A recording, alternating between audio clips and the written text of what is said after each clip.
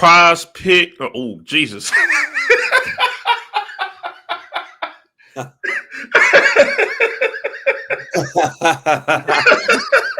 Prize picks. That's why we need an intro. Right. Pick Profits Week 2 of the NFL season. Oh. I am your host, Akil Williams, along with my co-host, Theo Dorsey, host of the radio show down in West Palm Beach with ESPN. Theoretically speaking, you can catch that every day from 2 p.m. to 4 p.m., brother. How you doing, dog?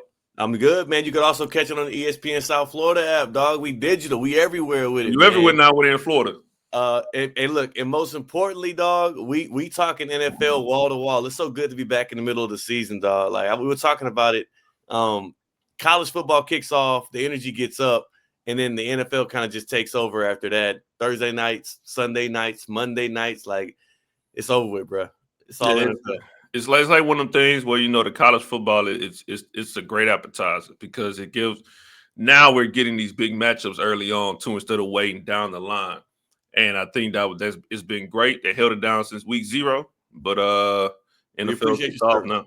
Yeah, we appreciate your service. Matter of fact, and here's the great thing too. Remember when Thursday night football sucked? Yeah, like remember when we used to get the trash boo-boo games? Look at how we're kicking things off on this week. This ain't no joke. These are contenders. These are 2 contenders right here. And with these 2 teams, Washington and Green Bay, that's going to play Thursday night. Kickoff is at 7:15 Central, 8:15 Eastern time. The line is now at Packers -3. The over-under is now went up half a point, 48.5. With this slate, with this game, Theo, that's playing on Thursday night. What's your thoughts on this one? I so badly wanted to hit the under, but I also don't want to be sitting here watching primetime football rooting for less scoring. Like that's boring. Right. You want to make money, but you also don't want to be a loser. In this game, I still like the Packers to cover the -3. I think that the Packers are a much better team than we're giving them credit for. I think that a lot of the narrative after Lions-Packers was everybody looking at Detroit and saying, what the hell is wrong with you? Not enough people giving credit to the Packers defense. Not enough people giving credit to the fact that their offense didn't even have to explode in the way in which I think they can. Look for Matthew Golden to get a lot more snaps this game. Look for Jordan Love to try to put on an MVP-type performance here on a Thursday night. And also look for the Packers to cover this. Last week, we hadn't reviewed over this. We're going to get a graphic going for y'all next week, following week 2 of the NFL. We went 2-3-1, each of us. We had a push in that Titans versus Broncos game. I think this is gonna be my first winner of week 2. We're getting it kicked off here on a Thursday night. I gotta roll with you. I gotta roll with you on this one. I gotta take the Packers on this one. Giants. Commanders did look good against the Giants. But the Packers look damn good against the Lions at home. And I tell you what, Michael Parsons on that defense now, it just lit something not only for that team, but for that crowd in that stadium. Like they did not get off the gas at all. And now they got a Thursday night game at home against Washington, who I think is still a very formidable team. But at the same time, with this team with Green Bay, they was rolling. They was rolling. They was hitting their stride on both offense and defense. So I think what can happen in this game for me, the reason why I think they're going to cover this game, I don't think it's going to probably be like a 5-6 point game, maybe at best. But the offensive line of Washington, especially on that left side with Larry Tunsil, it was a couple of blunders Sunday, and they can get to Jaden Daniels. He's gonna be running for his life on this one, and I believe Green Bay minus they're gonna cover this spread today. This has sneaky blowout potential in favor of Green Bay. Like I wouldn't. Sometimes when I see a game like this and I know the line is way too small, I'll jump on that app and I'll start loading it up and buying up more points. And I would go Packers -6, Packers -6.5. I wouldn't do that tonight. The only reason why is I do respect the hell out of Jaden Daniels. Yeah. I respect the hell out of what that Commanders offense can be. They can try to turn it into a track meet. I think the Packers have way too many ways to win this game. I think they have the better offense. they have the better and more complete defense. And if it comes down to coaching, give me Matt LaFleur over Dan Quinn. Yeah, and they're at home too on a short week at home. So I think, like you said, this could be a sneaky blowout. And I don't really. It could hit the over. The overs, it went up to 48.5, right? Went up to 48.5. So it could be like one of those 31-20 games, maybe. But I feel like the safe side on this pick for people that is listening there and watching. Yeah. We're not experts, but to lean on a certain side, I would say taking that Packers -3. Or if you want to buy points, go to 4. Packers -3, maybe buy a point up to 4. I like it. I like it a lot, man. And also, I will say, the one thing I hate about betting overs in a primetime game, especially a standalone, a Thursday night or a Monday night, is it's a double homicide if you have to sit through a slop fest primetime game where all you're rooting for is points. And not only do you get a bad game, you also get your wallet hit. Like it's depressing. That's the one thing I hate about putting money on primetime games, especially when your team's not involved, is like now you've given me rooting interest, and all of a sudden this game that I thought I would not have any kind of like heart in or any kind of leg in, I'm struggling through it just like the Packers and the Commanders fans. So let's hope that they give us something good tonight, man. And I think they will. I think they will. There's 2 playoff teams right here, but I just think Green Bay is more complete right now, especially week 2 with a lot of momentum. It's something about when a player like Michael Parsons go to your team, especially in that type of fashion. Yeah, you just got done with training camp and you just got done with preseason, and then all of a sudden you get a call. Yeah, we finna go get a All-Pro pass rush, Michael Parsons. Over with. It's up. It's the first 4 or 5 weeks of the season for Green Bay, especially at home. It's gonna be amazing. I like it. I like it. We're gonna go to the next game here. We got a AFC East rivalry match.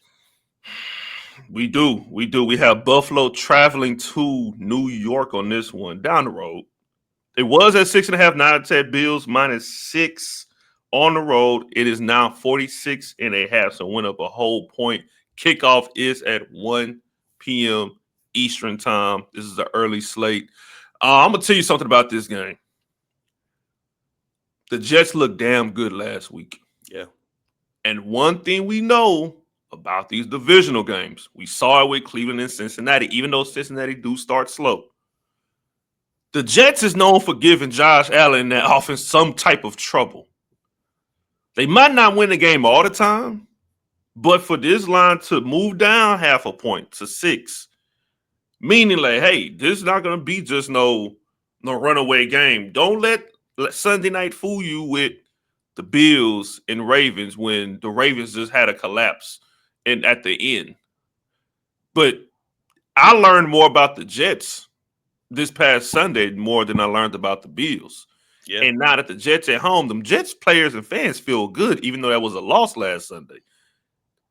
This, to me, I'm leaning on it's either 2 sides for me, and I'm going to pick at the end. I'm leaning more towards the over, 46.5, or I'm leaning more towards taking the Jets +6, and I'm leaning towards taking the Jets +6. If I want to be safe, I'll move to 7.5. I'm lockstep with you on both sides that you're on, which maybe should be a warning flag to both of us. Like whenever we're all in agreement, that might mean that we're getting the wool pulled over our heads. But I'm going with the over. To me, it is as simple as this. I saw what that Bills defense looked like, and I know it was against the Ravens, which that's the most complete offense in the league. I saw how susceptible they are to letting 40 get hung on them in week 1 against those Ravens. I saw the same thing from the Jets, who allowed a 30 ball from the Steelers, who I honestly don't think that Steelers offense is as good as they looked in week 1. We'll get to those Steelers later on. Give me the over. In the past 6 games the Bills have played in, the over is 5-1. In the past 8 games the Jets have played in, the over is 7-1. I like Justin Fields. I like Tanner Engstrom, the new offensive coordinator for the Jets, who came from the Lions.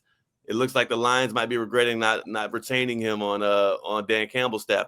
I like Joe Brady, who Josh Allen gets a lot of credit and he deserves it. offensive coordinator for the Buffalo Bills, Joe Brady, calls a hell of a game. He kind of protects the football by not putting it in harm's way, by putting Josh Allen in more advantageous situations. One of the best things for his career was getting Joe Brady as an OC. The Bills are so difficult to stop. They got so many answers. And I think that the Jets offense is almost like a baby Bills in that way, where you have the dual threat quarterback. You got multiple running backs in the backfield that can make explosive plays. You got an OC who's creative in the run game. You can use the quarterback in the run game. Garrett Wilson out wide for the Jets. You never know, right? He could break a big play. I'm sure he's pissed the hell off after what happened to him against those Steelers. I like the under in this game, 46.5. I mean, they couldn't make this thing high enough. If it was at 50, I might still take the over. Give me the over, and I don't give a damn who wins. Yeah, I think I can roll. I can roll with that one. I can roll with the over to be more safe. But you got to ask yourself a question on this one. So if there's somebody out there that wants to pick a side, and wants to potentially parlay it, go with the over, but leans which way. If I'm that person and I'm taking the over, you might as well take, if you want to parlay it, take the Jets to cover as well. When the over hits, I like the Jets to actually keep it competitive, keep it close. You got to remember, though you might think the Bills are better than, they have a more than a 6-point advantage over the Jets when it comes to talent. You got to remember, these NFL teams are not in it to blow teams out. They're not in it to have to put up style points like some teams might be doing in college football. They just want to win the damn football game. And in a divisional matchup, you're not pulling out all the stops. You're not showing all your cards. You're just trying to sneak out of there with a win. I can see the Jets, even if the Bills do get up a couple of scores, I can see the Jets getting the backdoor cover. I can see Aaron Glenn coaching those guys up, keeping them in the game, keeping their minds in it. Like, that's a really good defense. That's a better than we thought would be offense. The Jets should cover. I like them to cover, but I like the over way better. So that's why I would lean on that. If I'm parlaying it, I'm going Jets to cover and the over at 46.5. And I feel like there's going to be an exciting game just like last week where the Steelers and Jets, Bills and Ravens, two teams part of the best games of week 1. Yeah. And watch out for Breece Hall too, man. Y'all tried to take his job away. He said, I don't think so. Yeah, not so fast. Yeah, not so fast. How about this, man? Is this a shootout? Jaguars going on the road to Cincinnati. Bengals are 3.5 home favorites. 49 is the over now. 49 is the over and under. It went down 0.5 point. Kickoff is at the afternoon slate, 1:00. This game is this. I've been going back and forth with this one because historically the Bengals do start slow on first 4 or 5 weeks of the season, and they play catch up. This line to me is too close for me. Like, to me, even though I've been going back and forth, this is pretty obvious. The Jaguars impressed me last week. Yeah. They impressed me. Look here. Even though they're at home, I feel more safe to take the Jaguars plus 3.5. That's my dog pick of the week. Yeah. That's, to me, is that's my risky pick of the week. I will roll the Jaguars because of this. What I've seen from the Bengals last Sunday, and I said it's the Browns, the pass rush. The Jaguars' defense improved too. Even though they was playing against Carolina, I've seen where you might say, okay, well, the Bengals could cover. They got a high-powered offense. But it wasn't as high-powered as, as it usually is, especially early on. It could still be high-powered. I'm rolling with the Jaguars on this one with plus 3.5. I see, and I'm documenting our picks here so we can have that tallied up at the end. I really, really, really, really, really, really think the Jags should outright win this game.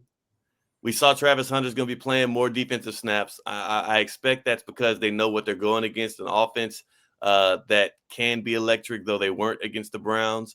A lot of that was because they were able to keep Jamar Chase and T. Higgins in check. If you're going to do that, you need your best players on defense. So I think he's playing both ways in this one. Don't underestimate what he's also still going to do on the offensive end. That's a high over-under. You said it dropped to 49? Dropped down to 49. Trevor Lawrence, man, is he good? Like, that's the question you have to ask before you bet on a Jaguars team to cover against a team that's going to be flirting with the playoffs this year in the Bengals. You have to ask, do I trust Trevor Lawrence with my $20, my $5, my $10? In this game, I can, because the Bengals have a horrendous defense. And also in this game, I can, because the near misses that Trevor Lawrence had with Travis Hunter and with Brian Thomas Jr., I think Liam Cohen's going to clean that stuff up. The Jaguars covering 3 points in this game, and I liked it better at 3.5. I think it moved to 3. The Jaguars covering +3. I think I'm going to rock with it. It's nasty. It's dirty. But I can't trust the Bengals in the first couple of weeks of the regular season, and they looked horrendous against the Browns. They should have lost that game. People, they escaped with a win. A 36-yard field goal was missed. An extra point was missed in favor of the Bengals. I think the Bengals are a bad football team. I just do. I think they have a fun offense, they're going to be great for fantasy football in weeks where they pop, but I think they're going to lose shootouts just like they did last year. And I think that this has shootout potential if Trevor Lawrence can get his mind right, shootout potential. And I also like the Jaguars to be able to cover this thing on the road. Cincinnati, not a tough place to play. So give me the Jags +3.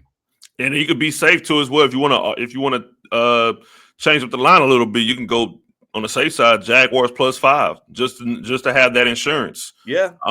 Because I don't picture a world. Now look, Bengals can come out and just be gun blazing, right?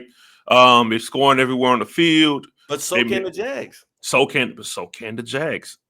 So it's one of the things where I think I will have to lean more towards the Jaguar side and probably take those points at +5 with the Jags. What's your official pick, Jags +3?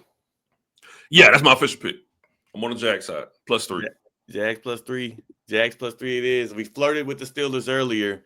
Now we have to address this game. I like this one. I like what I've seen from Aaron Rodgers. We got Seattle going to Pittsburgh.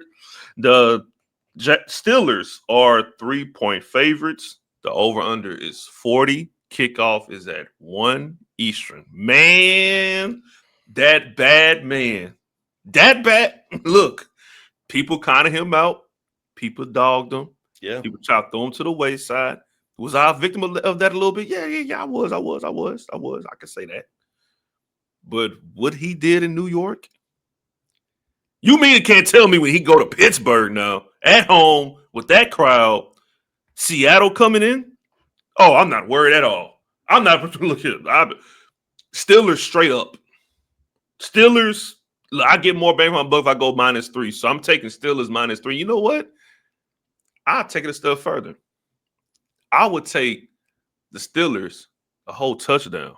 Oh, -7. Steelers -7. Book it right now. And for clarification, I know our graphic looks a little flop. Usually we have home team on the right. The Steelers are going to be at home, so we won't be in front of the 12. The Seahawks are traveling in with a seemingly flustered Sam Darnold. Oh, my gosh. He's going to see ghosts when TJ Watt. You see how TJ Watt hit Justin Fields? He's going to hit Sam Darnold. Here's the thing. I really want to fade the Steelers, especially now that they're favored coming off of a game where I thought was a little wonky. It was a weird game. I really want to fade the Steelers.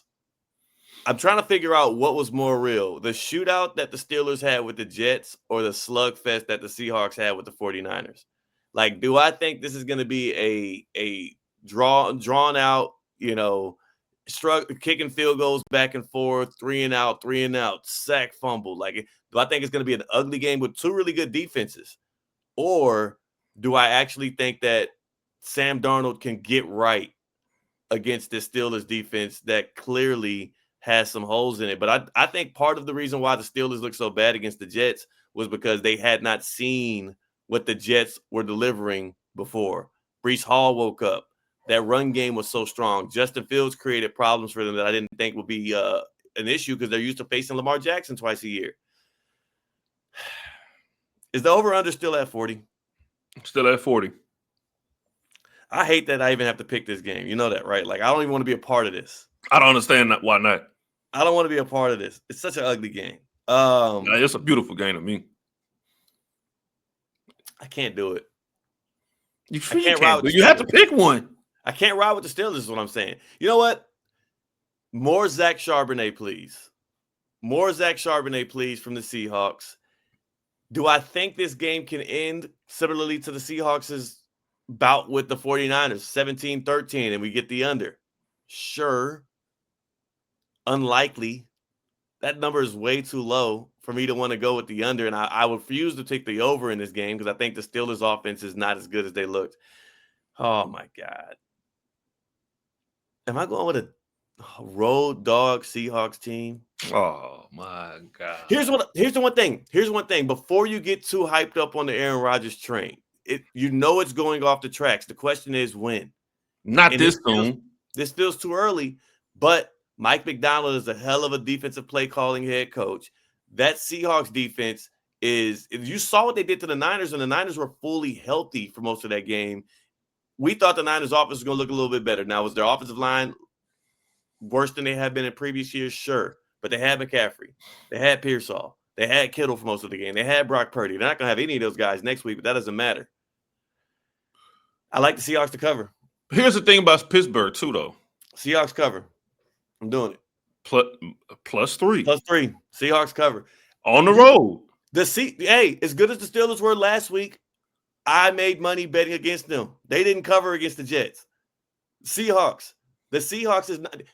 There is a difference between hype and actual talent. When I line these two rosters up, there's a reason why the Seahawks let DK Metcalf walk. Jackson Smith. Revenge game. Huh? Revenge game.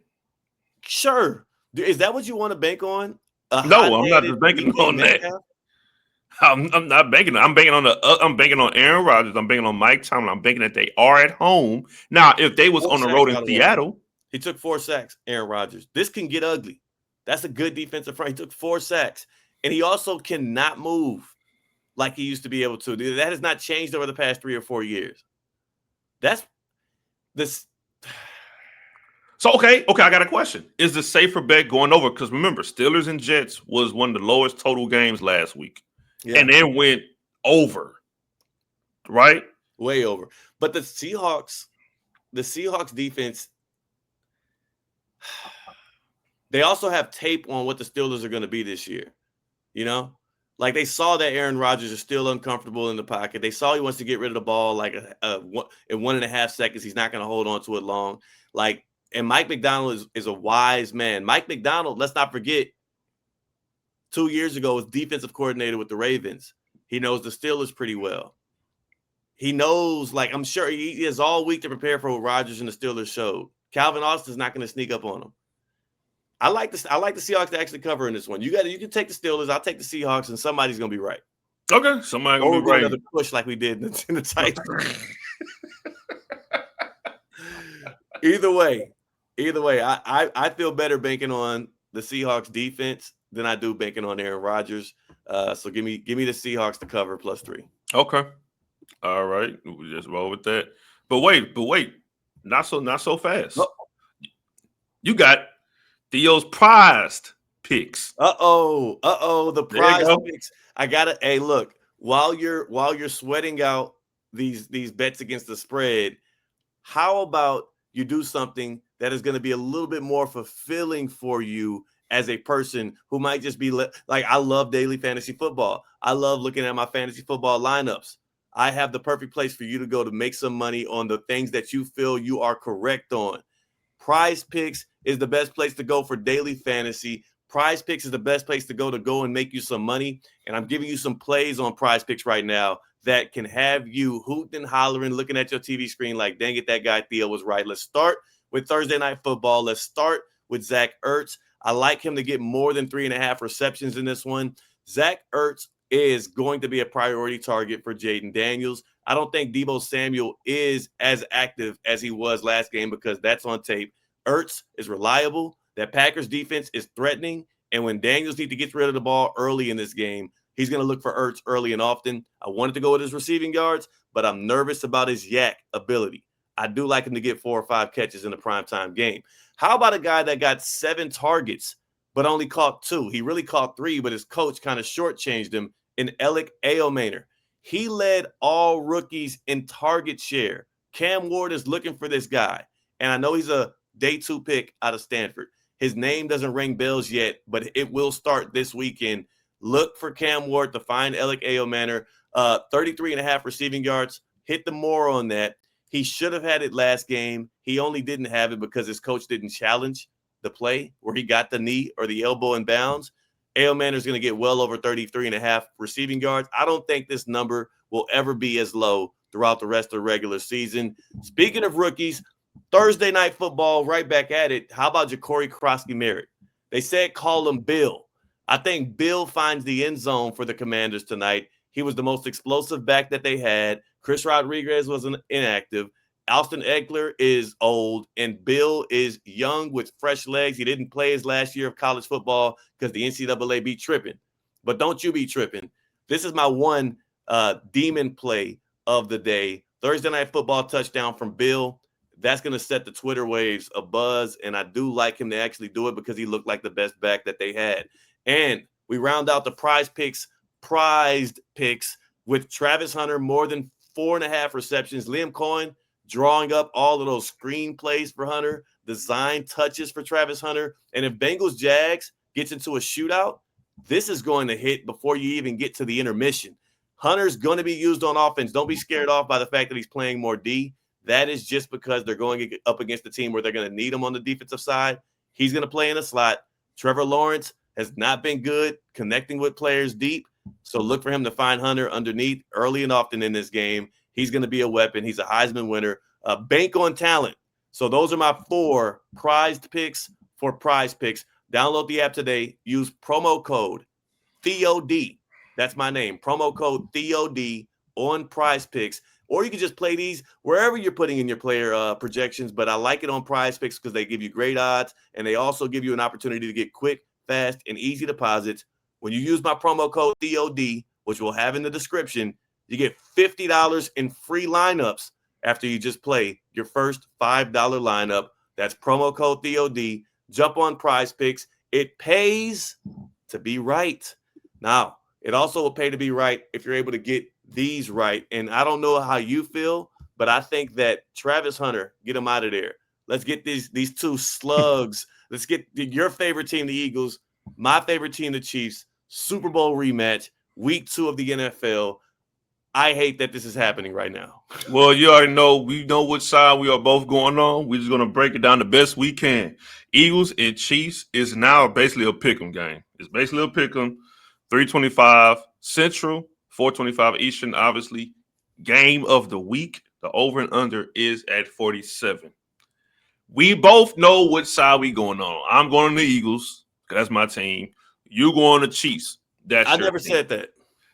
We know you're going on the Chiefs side. You're gonna figure out a way to be like, you know what? Yeah, Chiefs gonna win because with all these injuries, suspensions. Now, granted, we are missing Jalen Carter this game, but no, I thought he's back. He got fined and suspended. The game. Fine, I thought. Let me look it up. You could keep going, but I thought he was gonna be back. Keep going though. But the thing about this game, it is the rematch. It's in Kansas City. Both sides both teams have something they have to improve on. So for the Eagles, they have to improve in their secondary. That was the main problem. And granted, when Jalen Carter got ejected, that killed off the game plan of what they had, right? And that let Javonte Williams get 2 touchdowns. The Chiefs also, it looked like they played with a little Super Bowl hangover. But here's the thing. You can give the excuse that they was in Brazil and all these other things, blah, blah, blah. They might not have Worthy. They don't have Rice. The running game is not as good as it was last year or even the year before that. So I think the public is trying to tell you that, man, look, this is a pick 'em. But in reality, the Eagles should be -3, -4. That's just the honesty. Yeah. I don't think the Chiefs is that good right now. Even though the Eagles have secondary issues right now because they lost a lot of pieces on defense. That's only a pick 'em because it was a Super Bowl rematch and they have Pat Mahomes. Yeah, but there's a lot of respect being paid to there's a lot of respect being paid. Yeah. So honestly, I think even for you as a Chiefs fan with this game, I don't see why this is even a pick 'em at this point. Like the Eagles could really win this game by 3-4 points on the road. And by the way, the clarification, it was a poorly written tweet by Adam Schefter. Shout out to homie, but he could have worded and crafted a little better.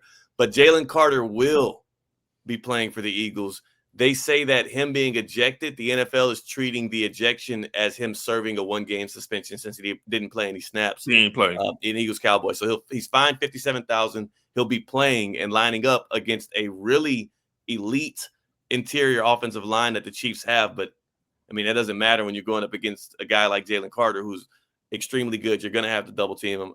I hate this game. I hate the spot that it's coming in. No Xavier Worthy. I don't think we should expect him to hit the field, man. He's not getting surgery on that shoulder, but that also means that he has to still let it recover, and he's going to probably play with a brace for a while. Even if he does find a way to play on Sunday, he's like 6 foot, $150, and he's going up against that defense, which is a hard-hitting team, a bigger. They got their secondary might be susceptible to getting carved up in the passing game. But that secondary hits, and I would hate to see Xavier Worthy out there on the field, leaving himself susceptible even more injury. I don't think he plays this weekend. I doubt he even plays by week 3. So now we're talking about trying to put money on Patrick Mahomes to make do with Juju Smith-Schuster, Hollywood Brown, the ghost of Travis Kelce, Isaiah Pacheco, Noah Gray. Anybody? Like Tyquan Thornton. I can't get myself there.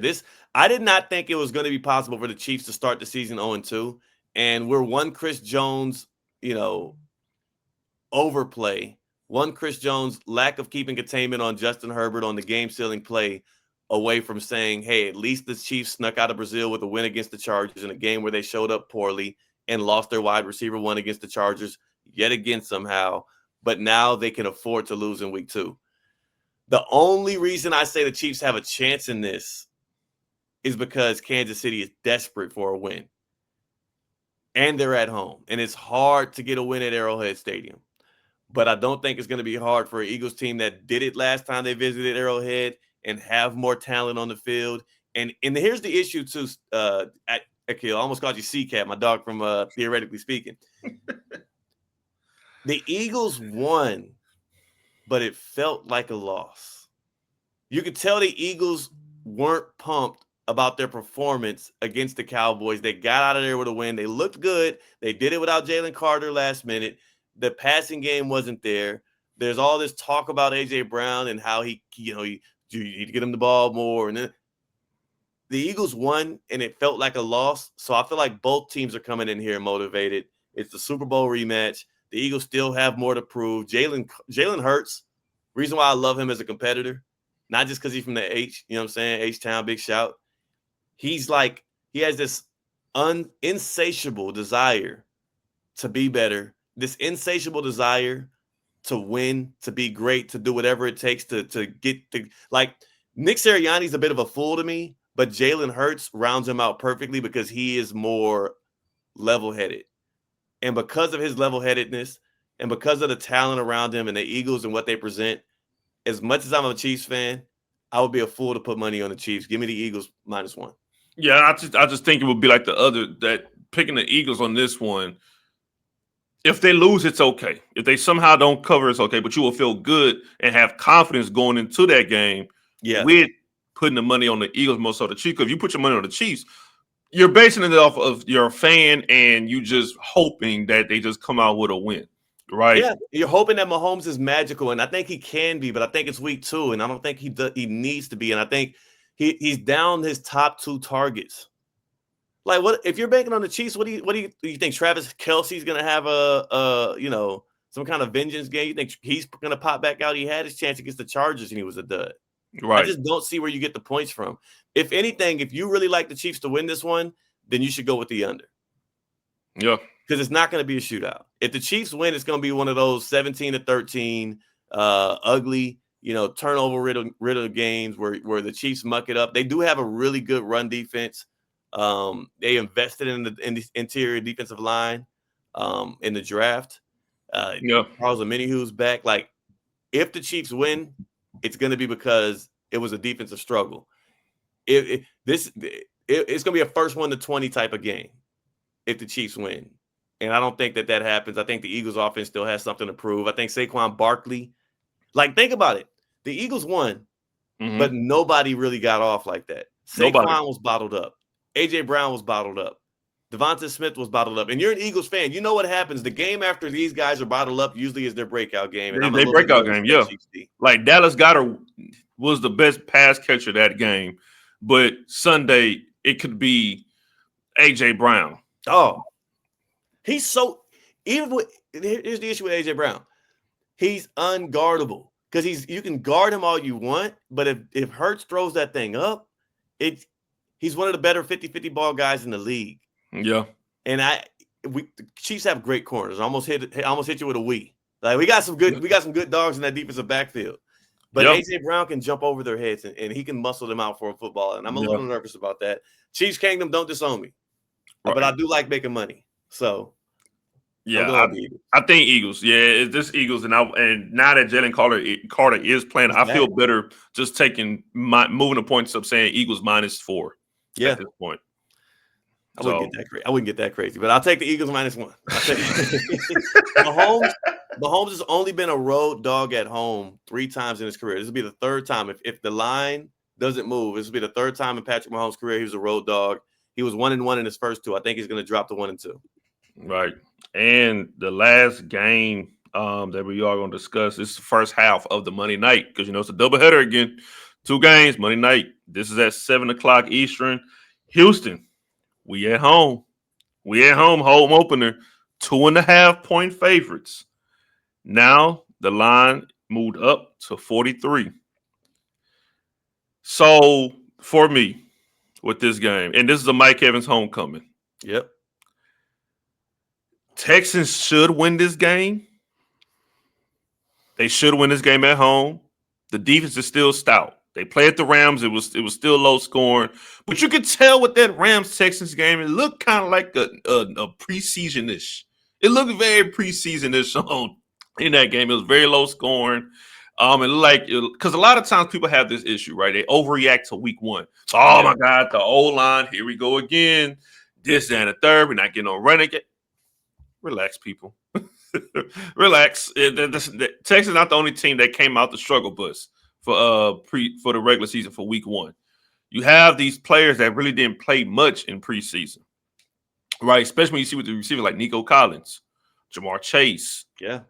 These guys, it's very slow. So Calvin really dropped 3 passes. It's going to have its moments, right? This is a brand new O-line. But what's not brand new is that damn defense, especially at home. Yeah. I'm going to lean the Texans, not because I'm a homer, but at the same time with this game, for it to be 2.5, I can gladly take 2.5 at home, more so than the over and under. And I get it, people want to take the under on this game because of the defense of the Texans, and we have yet to see the offense pick it up and get to the defense level.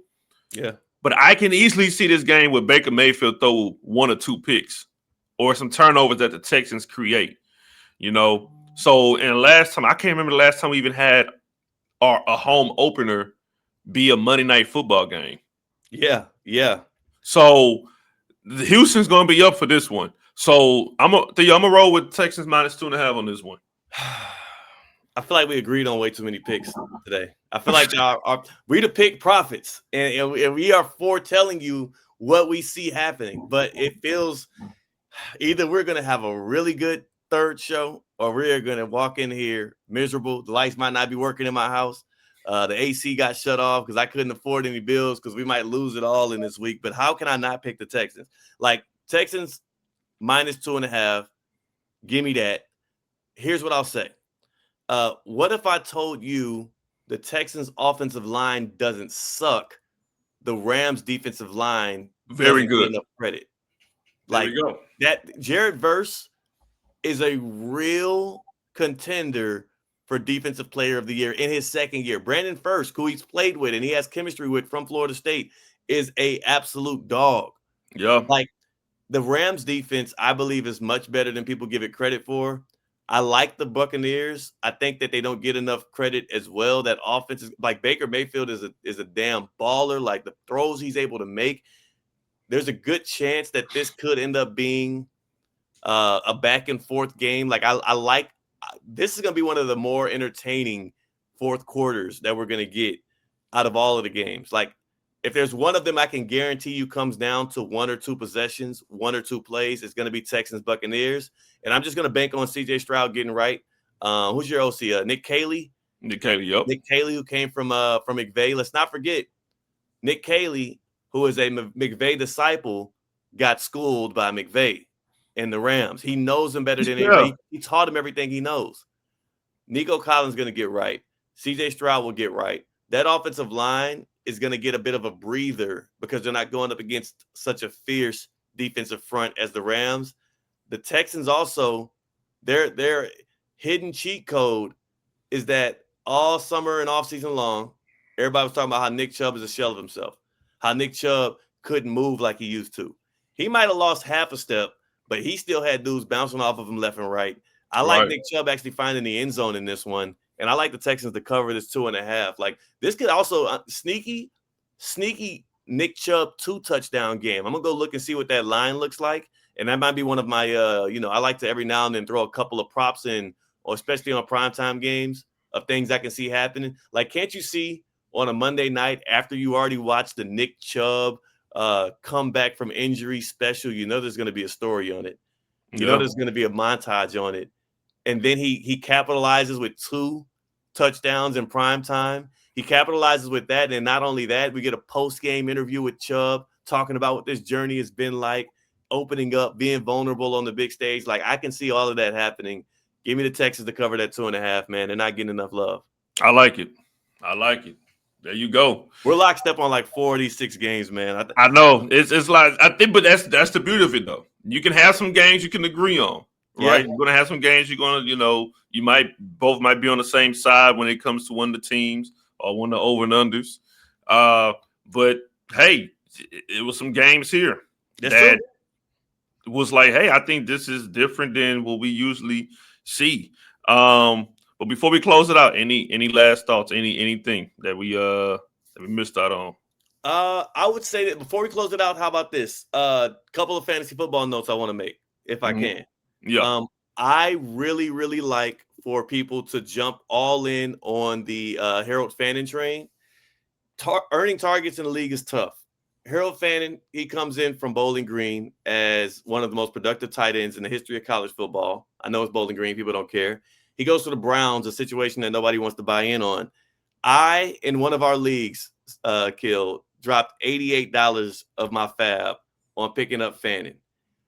When the backup tight end is getting multiple screen passes in the season opener, and he's a rookie, and he's being looked at from Flacco, I think 7 or 8 targets in week 1, and they've already been singing that dude's praises. I don't think that was a flash in the bucket.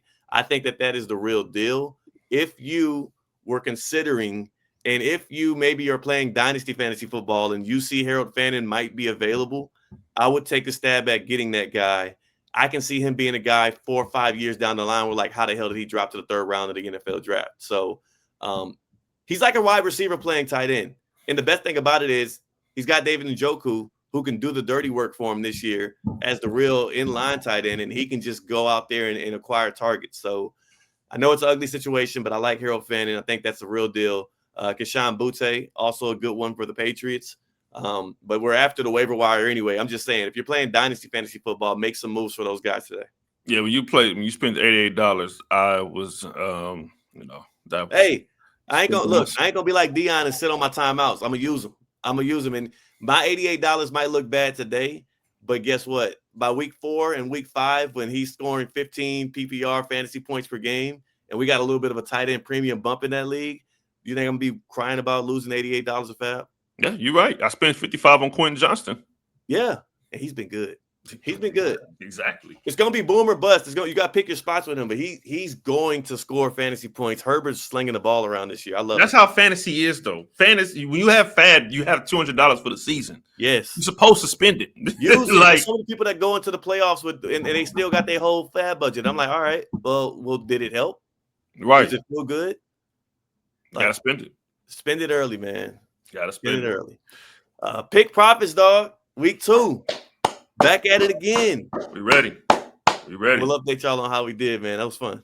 That was fun. Week 2 pick profits presented by Prize Picks and Varsity Cooler. We are out.